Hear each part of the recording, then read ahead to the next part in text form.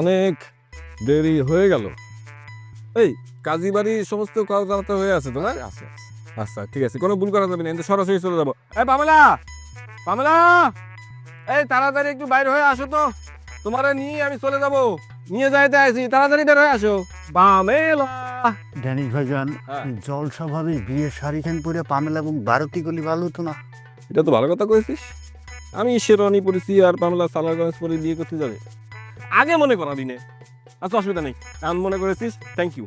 এই পামেলা, ওই জলসা ভাবির বিয়ের শাড়িটা পরি, তাড়াতাড়ি বের হয়ে আসো, এখান থেকে আবার ওই কাজী বাড়ি যাওয়া লাগবে, অনেক কাজ, এই জন্য তোমার তাড়া দিচ্ছি, তাড়াতাড়ি আসো।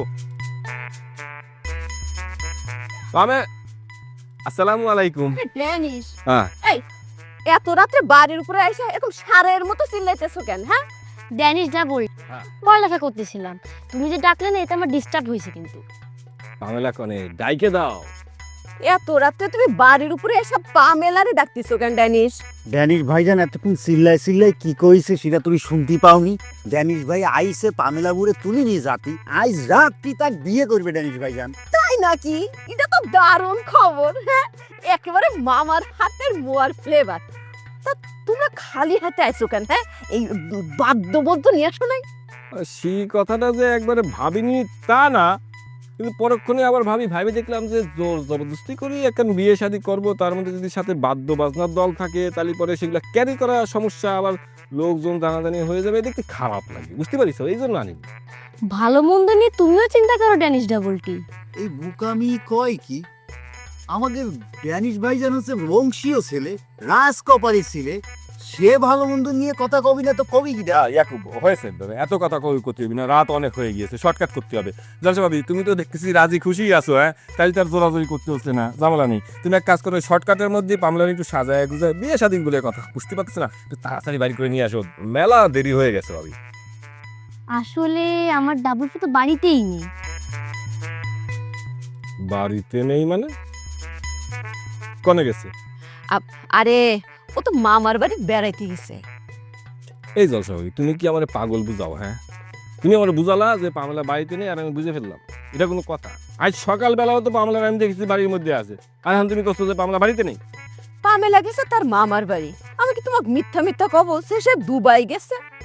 ডাবল ফু তো মামা বাড়ি যাওয়ার সময় আমায় জড়ায় ধরে তার সে কি কান্না, আমায় কয়েকে তুলি, আমায় তুলেছে যাইতে যে মনে কি কষ্টটা লাগবে, আবেগে আমার চোখ থেকে কান্না ডাউনলোড হয়ে গেল।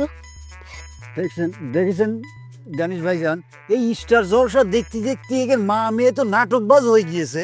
হ্যাঁ, এগের কথা কিন্তু শোনা যাবে না, বিশ্বাস করা যাবে না। ওরে বাবা রে, এত কথার এত কান্নাকাটি এত নাটকের কিছুই তো দরকার নেই, তুই জানা ঘরের ভিতরে কি আর নিয়ে আয় না, যা। যাও যাও, ভালো করে খুঁজে দেখো। হ্যাঁ, সার্চ করতে কিন্তু ভুলো না। আর শোনো, ঘরের মধ্যে মেলা জায়গায় কিন্তু পামেলার অনেক স্মৃতি আছে, পারলে সাথে করে একটু স্মৃতিও নিয়ে আইসো। আইজা হ্যাঁ। ঘরের ভিতর তো পামেলা বু নেই। কি করছিস ঘরের ভিতরে? পামেলা নেই ভালো মতো খুঁজেছিস? তেনা তেনা করে খুঁজেছি। দেখছো দেখছো ডানিশ, এবার তোমার এই জলসা ভাবির কথা বিশ্বাস হলো তো যে আমি এক বিন্দু মিথ্যে কথা কই না। নাকি আরেকবার খুঁজে দেখবা ড্যানিশ ডাবল টি? ড্যানিশ ভাইজান, আমরা যখন এই বাড়িতে আসতেছিলাম তখন ওই যে হুমায়ুন চাচার সাথে যে বোরকা পরা মেয়েটা আসছিল, সেটাই ওই পামেলা বুনা তো।